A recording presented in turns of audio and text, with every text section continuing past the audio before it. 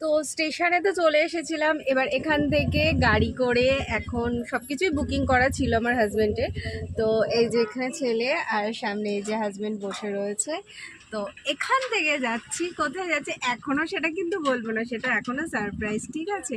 তো যাই হোক, আর ছোট্ট একটা ঘটনা বলছি, শেয়ার করছি। আমি আমার হাজব্যান্ডকে বলছি স্টেশন থেকে নেমে যে এবার কিসে করে যাবো।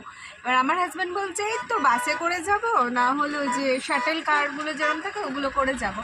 আমি সত্যি কথা বলতে আমার হাজব্যান্ডের সাথে 16-17 বছর ঘর করছি। ও একটুখানি মানে বউ বাচ্চাদের একটু ভালো করে, মানে ওরা যাতে ভালোভাবে যেতে পারে, রিল্যাক্সে থাকতে পারে, সেই ব্যবস্থাটা সর্বদাই করে। সেই জন্য আমি ওর এই কথাটা একদমই বিশ্বাস করি না। তো যথারীতি দেখলাম কার এখানে সব কিছুই আগে থেকে বুক করা রয়েছে। এবার তখন আমি সামনে এসে বলছি কোথায় বাসটা কোথায়, মানে এটা একটা মজাদার ঘটনা আর কি, সেটাই তোমাদের সাথে শেয়ার করলাম। তো এখন চলো যাওয়া যাক, আর ছোটো ছোটো জিনিসগুলো তোমাদের সাথে শেয়ার করবো। আর যদি তোমরা বুঝে থাকো আমি সত্যি সত্যি কোথায় যাচ্ছি, অবশ্য করে কমেন্টে কিন্তু বলো।